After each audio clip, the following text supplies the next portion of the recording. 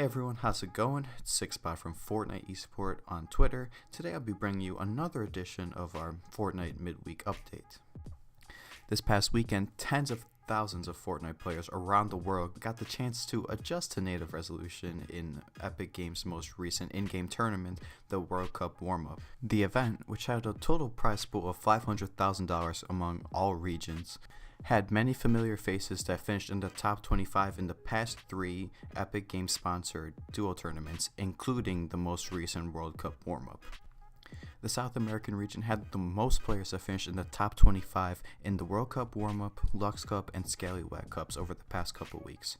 The winner, Lilio, was one of them, but alongside him were Dracons and Blackouts, Piranha and Techno Viking from Red Cannons, Clipnote and Nothing No Name, Toxic and King, Fa, Twaco and Zequil, and Santi Dead and Zico. In the Oceanic region, it was Volks and Cyper who finished in first place, winning $2,500 for the tournament. However, they were not part of the exclusive group that finished in the top 25 in the past 3 duo tournaments.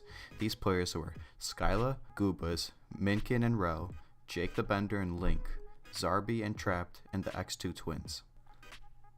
The Asian and European servers, however, had much fewer people that met this criteria for placement. For the Asian region, the 5 players who placed in the top 25 in the Scallywag, Lux, and World Cup warm-ups were Fax Fox and Banny, FPX Q1 and FPX Sad, and X Hamster AV. And for the European region, only 4 players were part of this exclusive list. Can you guess who they were? The correct answer is Milan and Osmo from Team Secret, and Benji Fishy and Mr. Savage M from NRG Gaming. Now you may be thinking to yourself, hey Sixpot, how about Mitr0 and Mongraal? They've been so good lately, they've been winning almost every tournament, placing top 3, top 5, top 1.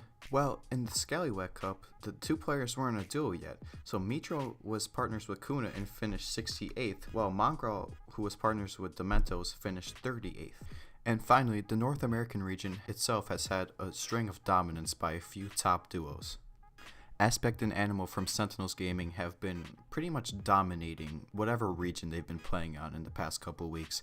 The duo has won the Lux Cup on North American East servers, they won the World Cup warm-up on North American West servers, and so they of course have finished in the top 25 in the past 3 duo tournaments. Joining them are Luminosity Aragon and 11 Aglor, who finished top 25 on North American East servers, TSM Commandment and Raised by King's High Sky, also on North American East servers, Scented and Psalm from Counter Logic Gaming from North American West servers, Landjock and Punisher from Complexity Gaming on North American West servers, 72 Hours and Vivid, who placed in the top 25 across both North American regions, and Fiber, who also placed top 25 across both North American regions.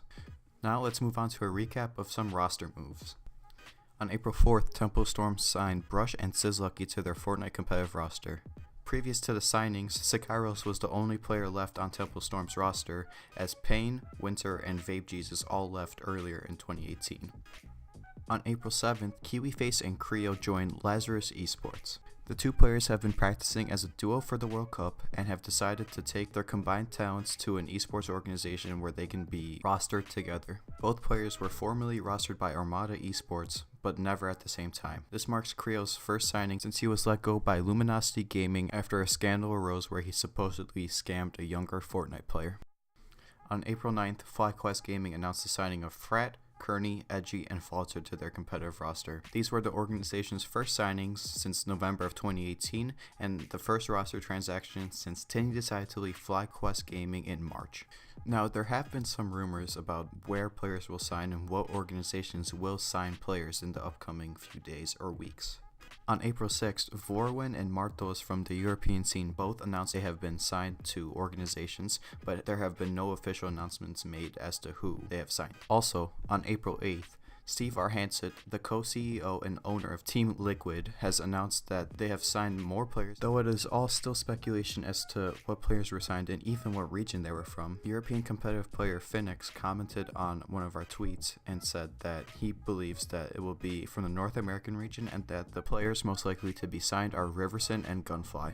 And finally, as another week goes by in the competitive scene, there's another letdown on behalf of Epic Games. On April 9th, Mr. Popo TFS, an Epic Games employee, announced on the Fortnite subreddit that the proposed change to ballers that allowed players to shoot opposing players through the baller would be pushed back. This of course means that the ballers will remain unnerfed through the first week of World Cup qualifiers, and players were not happy about that. They called for its removal from the competitive scene until changes could be made where it isn't completely game breaking. So that will be all for this week's episode. Make sure to tell us what you thought down below in the comments, leave a like and subscribe if you haven't already. Follow us on Twitter at FortniteEsport_ for the latest Fortnite news every day. And please consider using supported creator code FNESPORT in the bottom right hand corner of the item shop. It will be greatly appreciated, and all proceeds made from it will go directly into providing the best news coverage for you.